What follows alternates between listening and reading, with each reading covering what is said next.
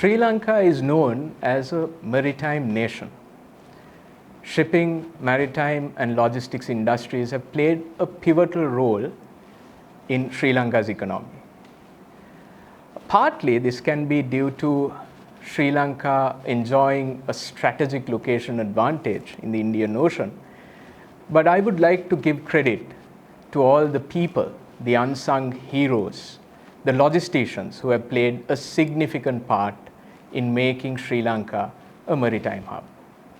There's a lot been said about logistics. There's a lot been written about logistics. If you refer to military strategy in books like Art of War, logistics is defined as the line between order and disorder. So that means we help keep world order. If you refer to the great general from US, Army General, as well as the 34th President of US, Eisenhower once said, wars, battles, and even campaigns would be won or lost due to logistics. So all these statements show how important logistics is. But we really felt it during the pandemic when we were struggling to get hold of medicine, food, and various other essentials. We were relying on logisticians. We were relying on supply chains. So today we are going to celebrate on the second National Logistics Day, celebrate those logisticians. Haley's Advantis had been a pioneer in providing end-to-end logistics solutions over 6 decades. Haley's Advantis is the transportation and logistics arm of Haley's PLC and is quite strongly driving its growth in the region in Asia. So we have with us 5 prominent industry experts from Haley's Advantis. They're all representing the Group Management Committee. So I would like to introduce these 5 personalities to you. We have with us Janita Jayanetti, who's a board director of Haley's Advantis, and the following Group Management Committee members: Chamila Bandara, Ibrahim Salim, Sagar Piris, and Chintaka D'Souza with us. I would like to warmly welcome all of you for this webinar. Let's start with Chintaka. Chintaka, on the integrated logistics cluster, can you explain what the integrated logistics cluster has to offer to our viewers? So, Damita, you mentioned about how wars and battles have been won or lost based on logistics. So, it's the same kind of function that we have, the logistics that we provide as integrated logistics cluster. That's the impact that it has on corporate wars as well. Because many years ago, we were taught that, in the future, that it will not be companies that will compete, it will not be products that will compete, but it will be supply chains that will compete. And the role that logistics plays in taking a product in the right condition, in the right price, and we learned about 6 R's, how it fulfills those 6 R's will be what will make a company succeed. And we, as the integrated logistics cluster of Haley's Advantis, fulfill that role. So it could be a company of whatever size. It could be a big company, small company, anybody doing logistics, right? And we step in to support companies to help them take their products to their consumers, end consumers. And the market is getting more and more complicated in terms of consumer demand. And the logistics companies need to be able to live up to those demands of the end consumer. Right? So we support our customers, be it FMCG customer, be it FMCD customer, be it an apparel customer, be it a customer from the pharmaceutical sector or automotive sector, to be able to reach their end consumer at the right time, at the right price. So it could be their freight requirements, fulfilling their freight requirements, fulfilling their warehouse and fulfillment requirements, their last mile requirements, so on and so forth. It also goes to the extent of providing the reverse logistics. And all this, we try to fulfill it within the framework of, or rather keeping the costs at the right price, as well as making sure that we are in line with everything that what the world wants, which is being green and eco-friendly. So that's what we do as integrated logistics. Thank you, Chintaga. Sri Lanka is going through its worst economic crisis, and I'm sure the integrated logistics cluster is also facing consequences of the crisis. Will you be able to explain some of the challenges that you face as a cluster? Yeah, I think the challenge that you spoke about hit everybody, and we are no exception. We have been resilient and we managed to stay afloat. In fact, I think we've been quite successful in supporting our customers to overcome some of those challenges as well. But the challenges that we faced were, I think, multiple fronts. One was from a people side, right? Because keeping the motivation level of people was not easy. And at all levels, blue collar, white collar, because you've seen people leave, a lot of people wanting to move out of the country, migrate out. So keeping the talent intact and also keeping the motivation now. At the same time, with the cost of living having gone up, some people opted to stay away from work and then get back to their village and do something, and then just stay away from having to come to the city and work in warehouses or work in other places. So keeping the morale up, keeping the motivation going, and being close to the people has been a challenge. That's on one side. But when it comes to our customers, we see that our customers have been affected in the form of their overall offtake from the shelf. The volumes have dropped significantly. But we would still see that our warehouses are full, because customers have been producing and storing inventory, but we see that the throughputs have dropped significantly. We do hope that the situation will settle down. We see that it has kind of bottomed out, but I think we would need to wait around for a bit more for things to improve on that front. Even in the introduction, we mentioned how Advantis is rapidly expanding in the region, and you have had first-hand experience in that expansion. So how do you see the logistics landscape change globally and regionally? What are those changes that you witness?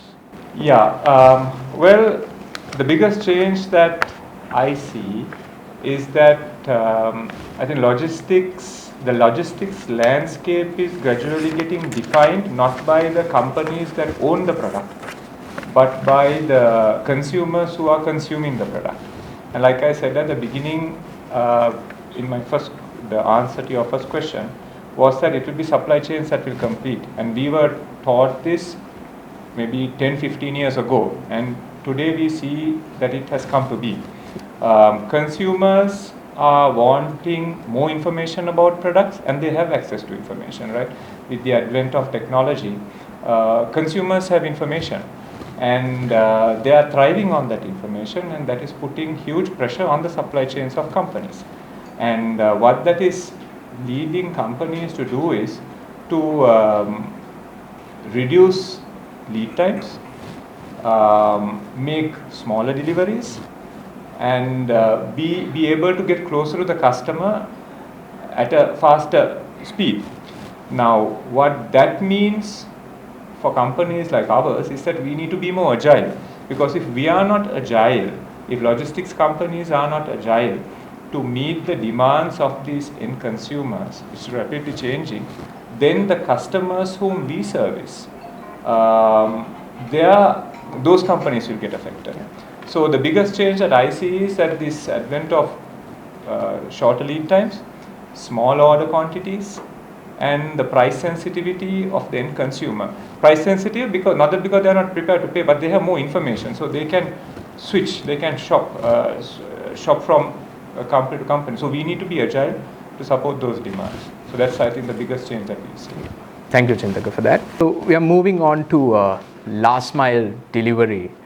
Chamila, as we mentioned again in the introduction, we stated how much of a role last mile delivery played, especially during the pandemic. And it's another industry that's really affected during the current economic crisis, especially the fuel crisis.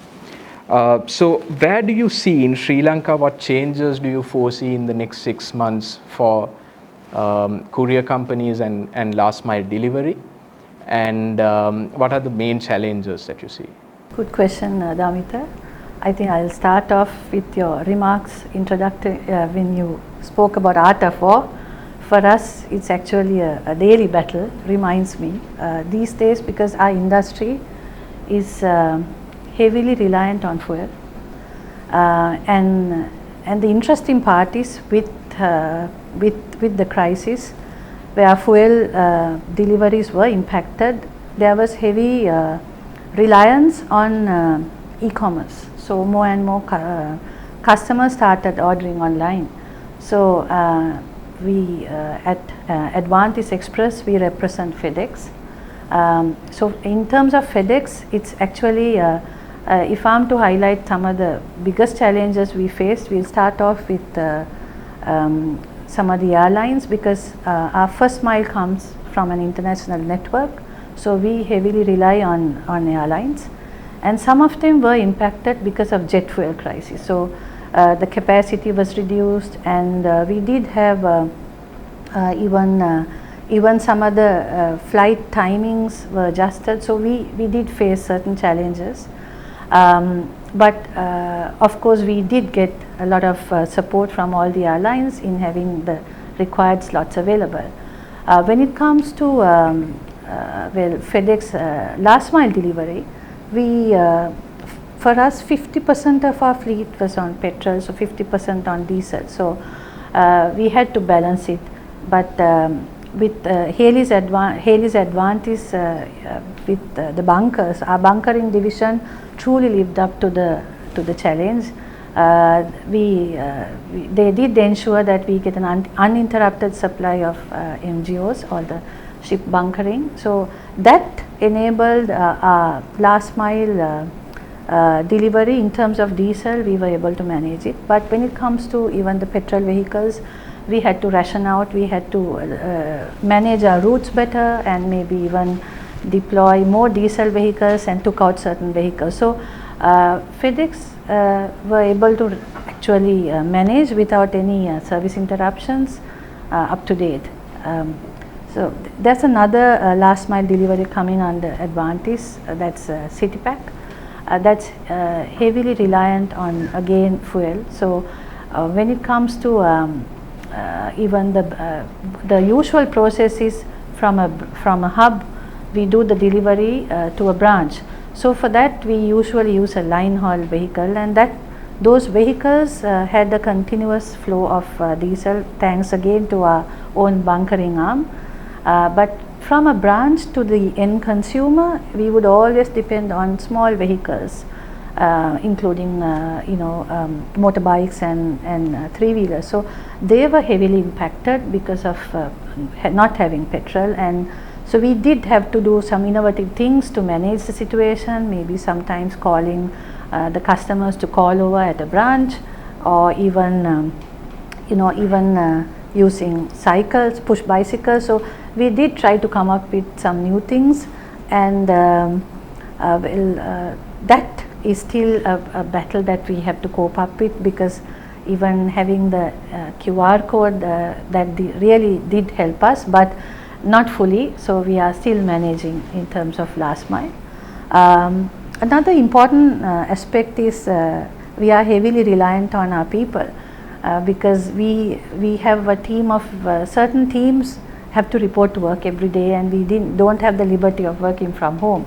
So that again, I think Haley's managed to organize office transportation. So we were able to, our people were able to commute timely, but in terms of operations per se, they have late working hours. So it's not really easy to manage to those timelines. So we did have to manage. It's a continuous battle, but the resilience of our team, the strength of our team really stood strong, and we are really glad that we were able to rise up to the challenge. I foresee this for the next 6 months, as you rightly asked. I don't think this will ease off immediately, but it's how you adjust, it's how you collaborate, and even across companies at Advantis. So we were all there to support each other, and I'm sure that things will definitely get better, but we'll have to manage it. Yes. I'm going to ask you a different type of question on tourism, Shamila. So I think Sri Lanka had been quite reliant on the tourism industry as a foreign exchange earner. Another industry which is affected by the economic crisis. It's not just in Sri Lanka, but also we are foreseeing a global recession. So what are the trends that you see in passenger transportation and tourism? And given the current economic climate, what are those trends that you foresee? Tourism is much talked about these days because our economy heavily depends on tourism, and certain patterns changed during the last few months. We did see travel advisories on Sri Lanka, and that definitely had an impact. And you would see even the mix of tourists that are arriving. So when you compare the millennials and of course Sri Lanka is a long haul destination, so some of the spending patterns of individuals also did impact, where because of the long haul destination, not everyone would want to come during even a crisis situation in their respective countries. So we did see that, and of course in Sri Lanka you have these small scale tour operators along with the large scale tour operators, some formal, some informal. So when it comes to the small scale tour operators, they did go through challenges because when you see the type of tourists that are coming, you don't see that many fixed programs, fixed patterns. They would just hop on board an aircraft, they'll come to Sri Lanka, and they will even get into say without a fixed program, they would just get into a vehicle, book their own holiday, book their own hotel. So even in terms of getting remittances, so they would sometimes just pay using informal channels, just pay a vehicle on their own. So earlier the reliance was heavily on a tour operator where you book the entire holiday, where we ensure the remittances, the much needed remittances are coming in. So these patterns changed because now you see more and more the new type of tourists coming.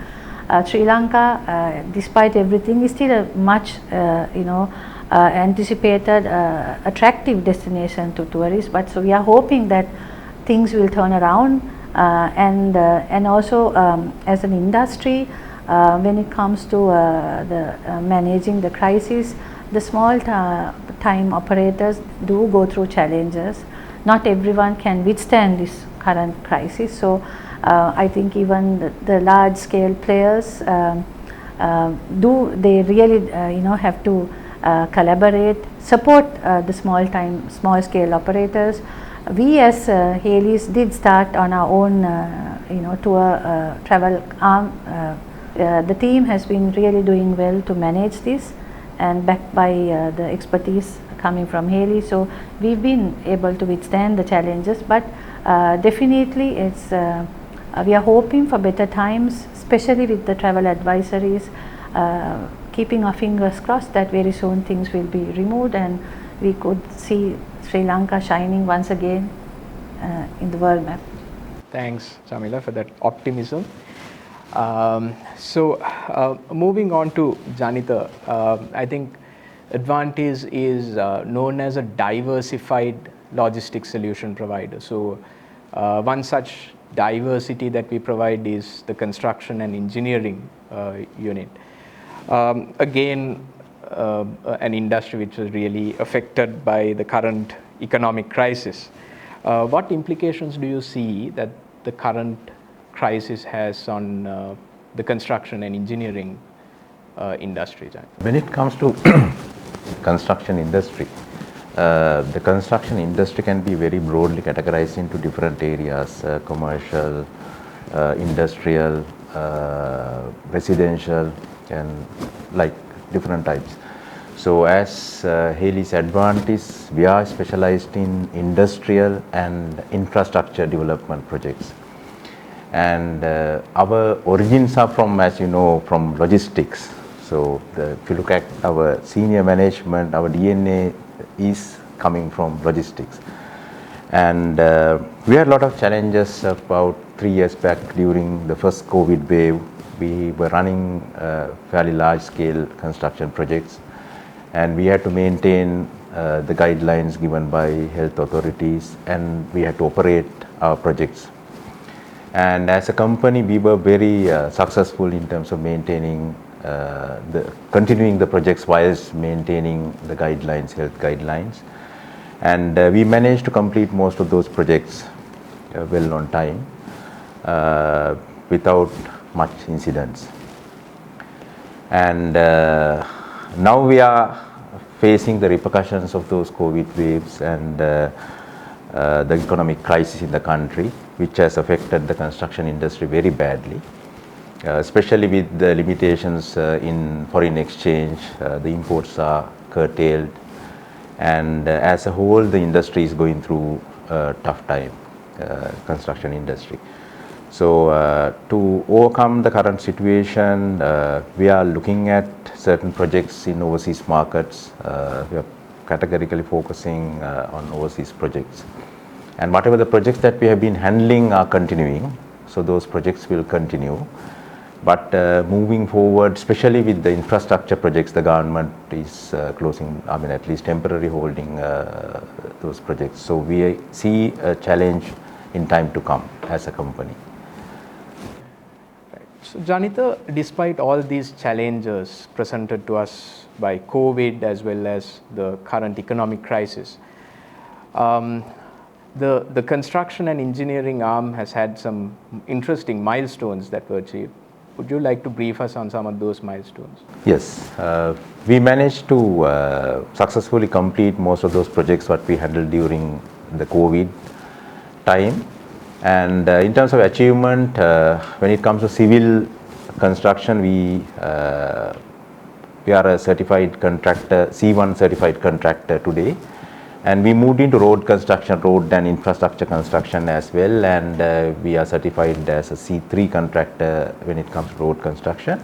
And apart from that, we have completed many large-scale projects during this period. To name a few, Kalani Bridge project, the elevated highway part, the steel elevated highway was done by our company together with the Japanese contractor. So that was completed on time as planned in the midst of a lot of challenges. And apart from that, during this period we completed the largest distribution center in the country for a multinational client. That again is another success story as far as the company is concerned. We have spoken a lot about end-to-end solutions. Moving on to Ibrahim, can we know what end-to-end solutions have been provided in the marine and energy cluster mainly?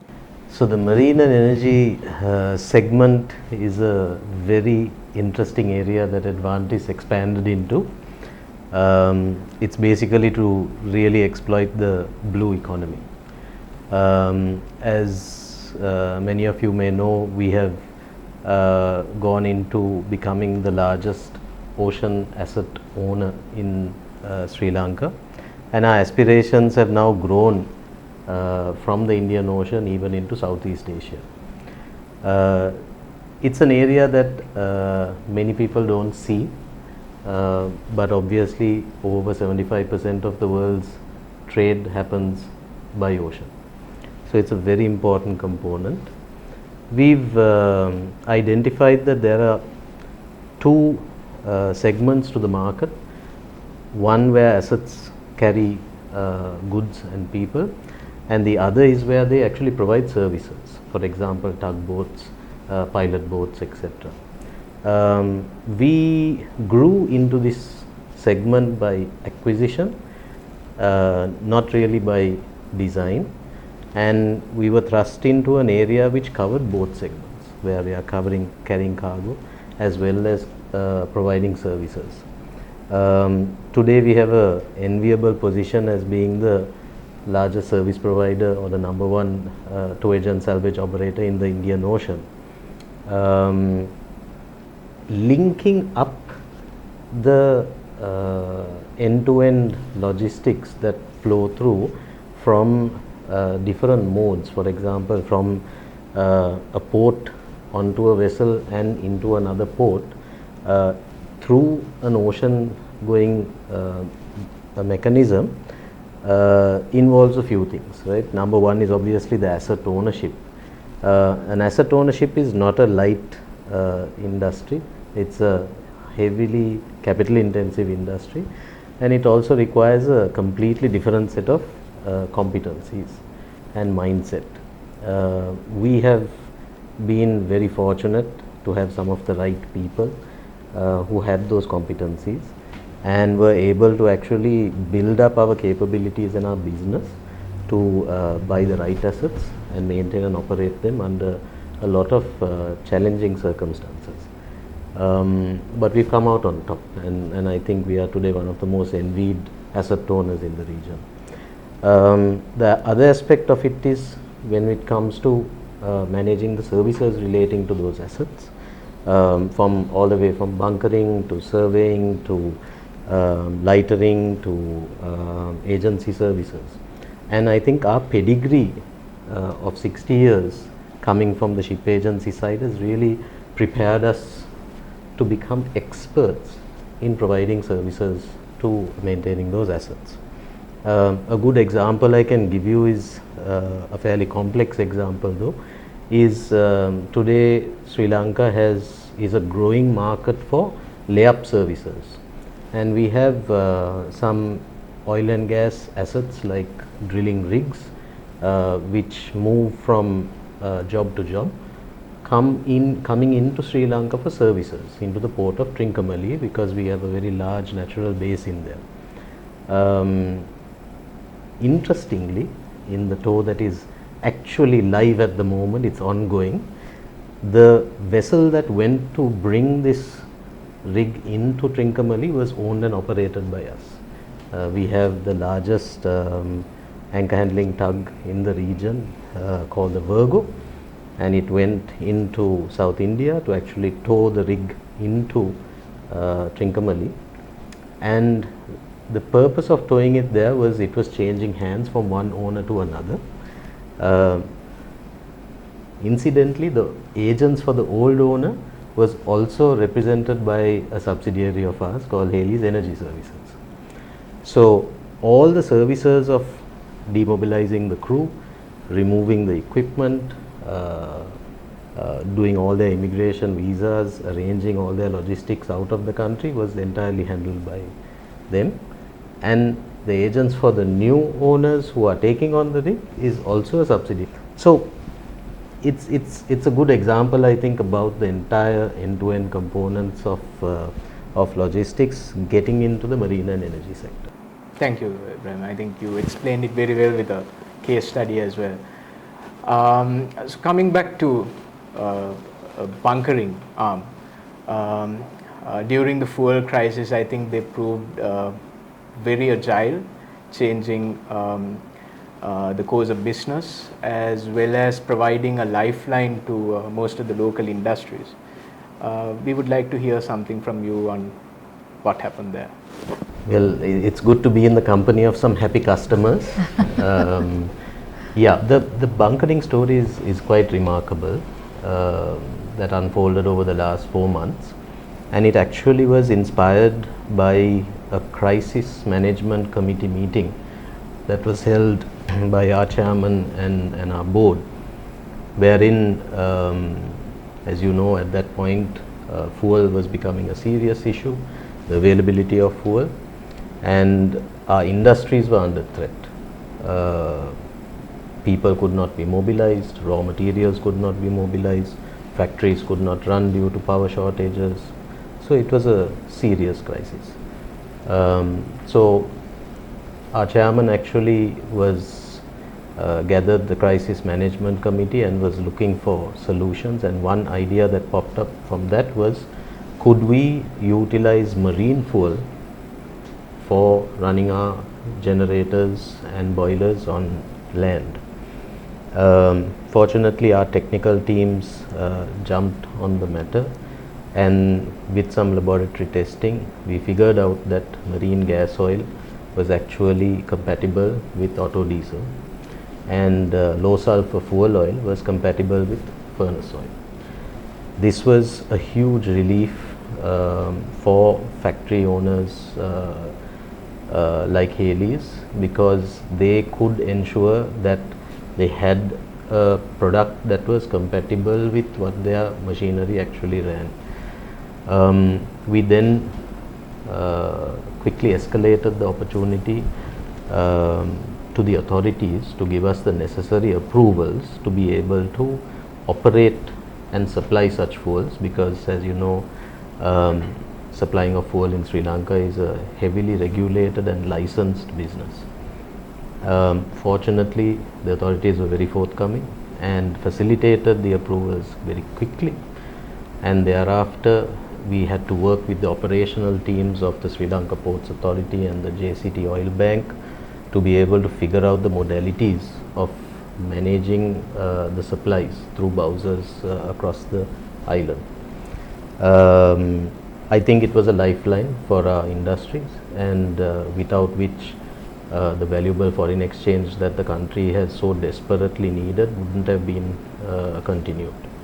So we are very proud to have played a pivotal role in that story, and I believe that the customers have become very comfortable with this new supply chain, and my hope is that it will continue into the future.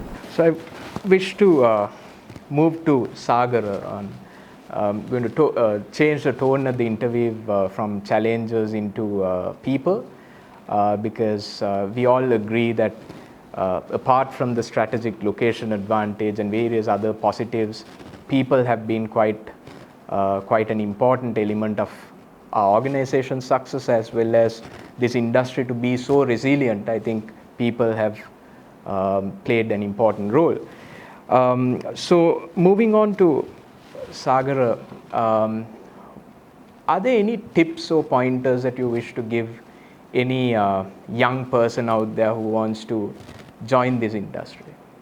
Thank you for the question, David. It's a great one. Yeah, people is the biggest important pillar in our organization as well as for any industry. I think if you are looking for a job, the first thing we need to look at is whether that particular job connect your purpose. That's the most important thing. Whether you are in industry or logistics or a different industry, still most important thing is whether it's connect your purpose. If I look at the last 3-4 years, I think two industries, in my word, two industries really stamped the authority in the world. Obviously, because of the COVID situation, the medical industry had a lot of influence, because they had to go for researchers, they need to find some cure, they need to come up with some solutions. Because of that, the medical industry really played a great role in the last couple of years. But the silent hero or the unsung hero for me is the logistic industry, because they played a very, very important role during this period. Just imagine that the country is being locked down. You can't buy your daily essentials. You can't go to a supermarket because country is locked down. If you look at the trade, the imports which came to Sri Lanka, or like for any country, they cannot clear from the port and put it to their stores. Exporters couldn't do their exports. Everything was piled up. So it's sort of a chaos situation. Even if you take the medical industry itself, they need to have the samples, they need to have the equipment, they need to have the required logistics to do the research and come up with a solution. This is where the real winner came, the logistics industry. They came up with various solutions. If I take a simple example of a country being locked down, and people want to buy some daily essentials, which they can't go to the supermarket. What they done? Simple thing, they just order online. So how the order online comes to their doorstep? The logisticians give the solution. They go to different places and pick the required amount of cargo from different places, consolidate and bring it to your doorstep. It's a delivering a promise actually. Yeah, so now you can say it's the logistics industry playing and connecting different industries together to making sure that end-to-end solutions are there. We are not an isolated industry. We are connecting the entire world business in a way. Looking at tips, I think this industry will evolve and grow further because the world already understood the importance of logistics. I think the future relies on smart people and tech. Smart people and tech will play a very important role to grow the industry. So if you are a smart people, if you have that knowledge, I think this is the best industry you can join and grow your career. Yeah, I think it gives a lot of exposure to other industries as well, because as a logistician you might be dealing with a lot more industries, so you get that exposure into other industries, which is really which you might not be able to get it if you're in one particular industry. So logistics gives you inroads to many others. Thanks, Sagar. In your opinion, what is so different? We talk about our culture at Advantis and we talk about how different we are. What is that uniqueness and where is this uniqueness coming from? We strongly feel better culture will put up better people. That's the biggest difference. We have a good culture and good right set of people. The right set of people means the people with a purpose, people with values, people with beliefs. So if these two things connecting, we are coming for this culture. So the first element I can say, whoever come into our organization will experience this fantastic culture. Everybody accept that Advantis has the best culture in Sri Lanka. I'm pretty sure our stakeholders, even our competition also knows about that. They are talking about the blue blood.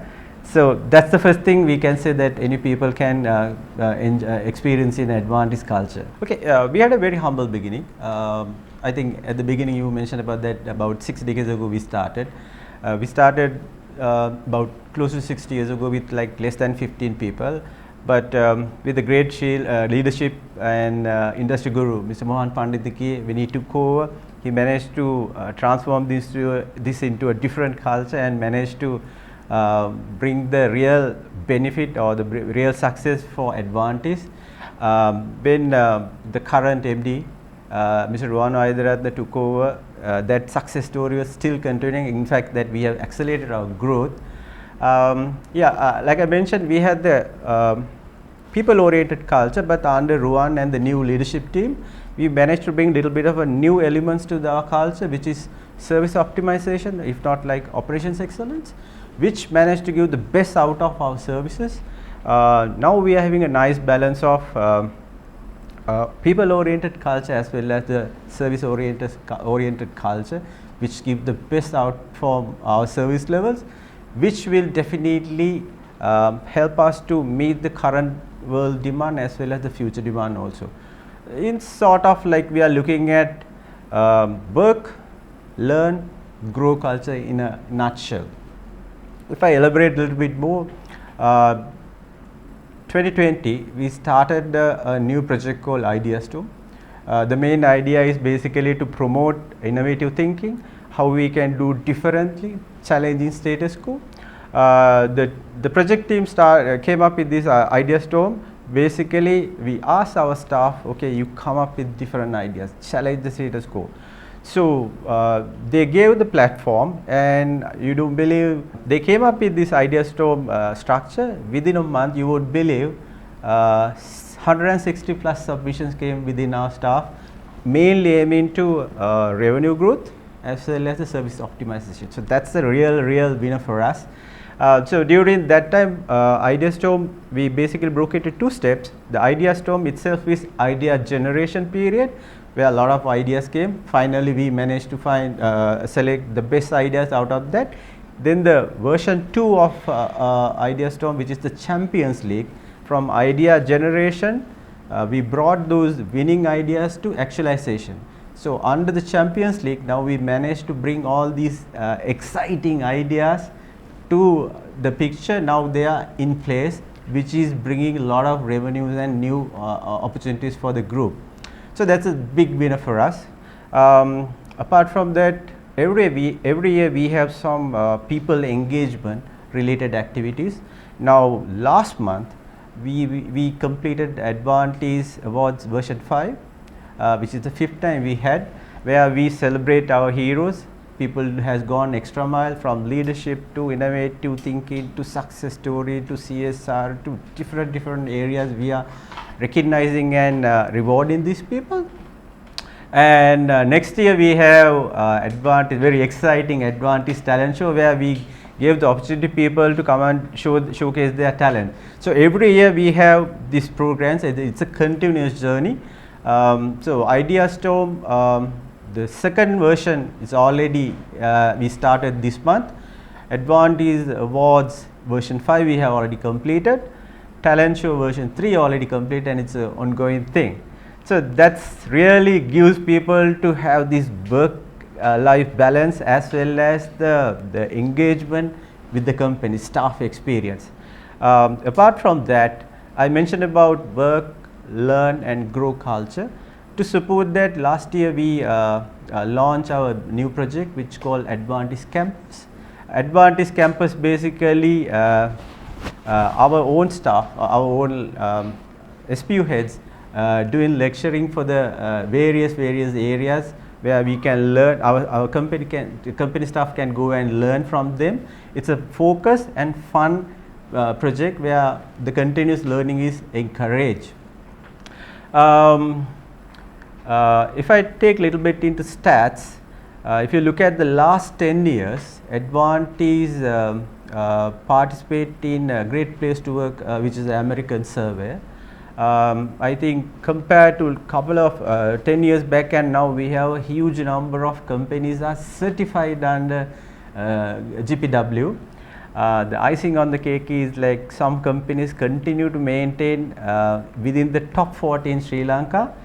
And one more thing, and couple of companies managed to be in the top 100 in Asia. That's a fantastic achievement. All these things we managed to bring because we have the right people as well as the right culture in Advantis. I can talk about hours and hours about the culture and the people, the wonderful people we are having, but I like to invite anybody, any smart people outside to come join Advantis, experience our culture, learn, grow. Definitely that you can do, enrich your life. In a final note, I can say like this, better culture will produce right people. Right people will give great results. Great results make sure Advantis at right on top, and Advantis will continue to help world to be a better place. So that brings us to the end of a very insightful webinar. Before we end, I would like to pay a tribute to all those unsung heroes, the logisticians who play a significant role behind the scenes to make sure that the supply chains are uninterrupted. So with that note, I would like to thank all the panelists for joining us today and wishing all of you a happy National Logistics Day. Thank you.